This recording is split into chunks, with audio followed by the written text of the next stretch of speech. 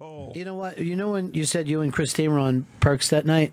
Yeah. I just looked back. I got a text from her that night that just says, "Hey, fuck sticks, are you still pudding feet?" What does that even mean? Hey, fuck sticks.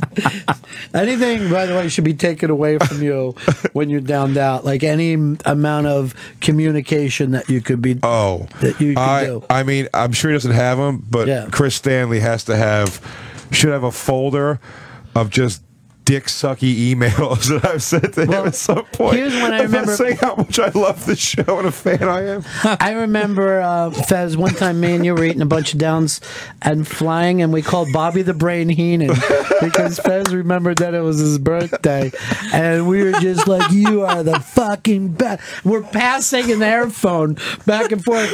And have a great day. Yeah. Or with you swipe the credit card? Yeah. And then after that, we called Fez's mom. Yeah. And we were just like, "Who's the best? Who's the best? Huh? What are you doing? You sound like you're just stupid." You know, we were literally adults when this happened. When I got back, my mother said, "You and Ronnie were so funny calling on from the plane." And I looked at her and I went, "What?" Do you realize You didn't remember it? that when No. when Wow. you do an impression of your mom, it sounds like Fez? Ah. It sounds like when you used to Fez talk? It's just when I put on the wig and the dress and hide up in the attic. You do that? No, I don't have an attic. Oh, yeah, it's Florida. There's no attic, no It's a basement. rancher. It's got Fez- right in the den. Yeah, because of, like, I guess you worry about hurricanes down there. Fez didn't even see steps until he was like 25 and he left. And then he was just bumping off of them. He had no idea how to get up them. So foreign to me. He had a slinky when he was a little kid and it just sat on the floor. He's like, "This is the worst game ever." A metal tube. Yeah. What happens in Florida is that if you put a shovel into the ground anywhere, water will come up. Yeah. So you're only like 2 to 4 inches above the water line anywhere in Florida. It's a fucking sandbar. Just brackish water, nothing you could even drink. Just swamp Yeah, water. It's something there to kill the grass. You know what I want to start making with you, and I think we can get the hipsters into it? Dioramas. You know, you just get out there, make this. It's from a book. Yeah, Yeah. would be Just in a cool. shoebox. It was one of the few A's I ever got. Make it a diorama? Yeah, it was for Call the Wild, and I just like fucking glued some grass and this plastic wolf in, and I just like handed in like I hand in everything, and then she said, "This is an A," and I'm like, maybe I found out how to express myself through diorama. And that was the last one I ever made. It was the last time I was ever called for, only 5th grade. Once. Yeah. You made one diorama. But you're 1 for 1. I felt fantastic taking it home and showing my parents an A. I say let's not bring it back then. Let's live in that A. Let's just always live with that A. Let's not do it. Let's I not wish I bring would it have back. got a picture of it. I sent it home to my folks right now. Now I'm thinking maybe my dad and mom did it. I'm not even sure. And I just handed it in. But either way, I felt like really great about it. Hilarious you say that because I was going to say I have no pride in my daughter's homework because generally me and her mother end up doing it for her Yeah. because it's the last day. And if we sit there with her for 5 hours and find all this material that she fucked off herself, Right. then we won't be able to do anything ourselves now. Like now I've assumed all this work. So if I sit there and stare at her, do it wrong, and then correct it and do it, I'd rather just sit there and yell at her while I do it. I'm glad Cutting pictures out of magazines and calling her an asshole. I have a nephew in 5th grade that email chains have come up with everyone in the family trying to help him with 5th grade math because it's like a pre-algebra thing. And I just wrote back to them the other day. I'm like, "Look, I'm looking at this. M ain't even a number, motherfuckers. You got he copied this down wrong." M ain't a number. How can M be in there? That's not a number at all. But yeah, school is harder and kids are stressed. You know the level of stress that I had when I was a kid? 0 about school. I did not worry about it. These kids now cry and they're concerned. You think? I think kids are way less concerned about school now. No, they go crazy. These kids get like 4 and 5 hours of homework a night.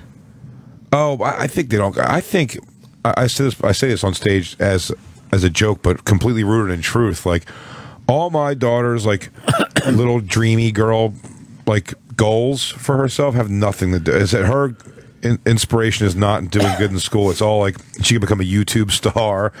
She likes the girls that make like cupcakes and crafts and shit on YouTube. Bethany, why do I know the name Bethany Moda? Because I have a 12-year-old little girl who just loves a girl who makes cupcakes on YouTube and thinks she could probably find that same success. Here's what she's looking to do.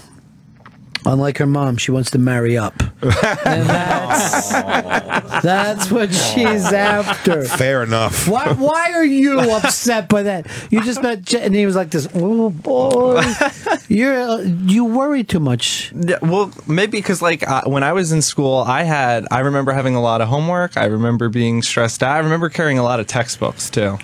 You know what? I never carried a book. What I would do is put it somewhere in the class so when I came back there, I could go to that. But I have never did what people call a paper.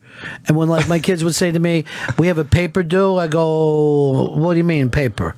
They had to explain to me that this was, because I never did one. Well, I had that too. I was always like doing everything. I did all my homework that morning in school. I think you're saying you didn't even fucking do it in the morning. I didn't do it. And when I did panic last minute because I didn't want to get in trouble. But I didn't give a shit. I always had this thing too. I would always go like this. Hey, smart girl, listen, I want you to just fill out some of that, not all of it.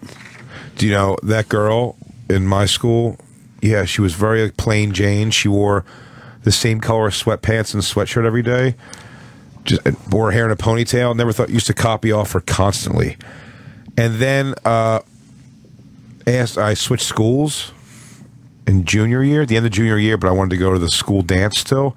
So everyone was like, well, ask her to go because she's not going with anybody and she'll go with you and then you could come to the dance. I go, yeah, sure.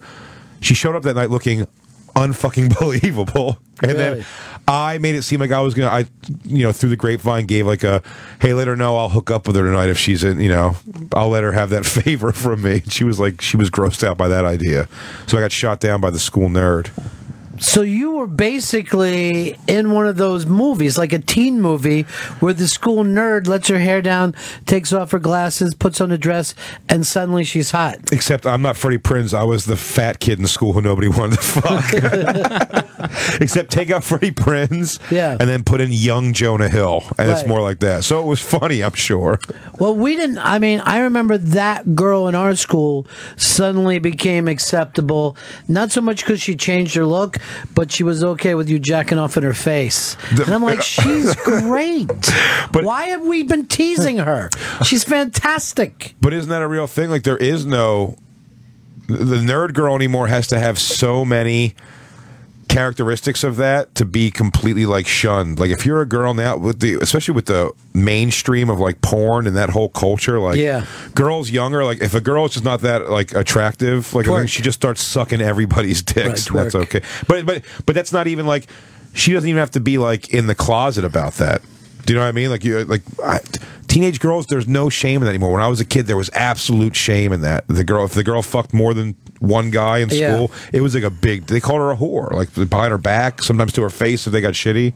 I'm not for that. I just mean like it's crazy how much that's changed. I did not know. I just was watching there how many states it's illegal to commit adultery. I didn't know that was even true. And butt fucking, I think, almost everywhere.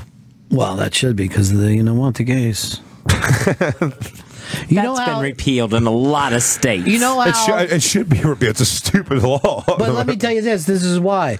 You know how there's people looking at LeBron Jr. in 4th grade? Gays do the same thing when they think there's talents out there. They're like, keep an eye on him.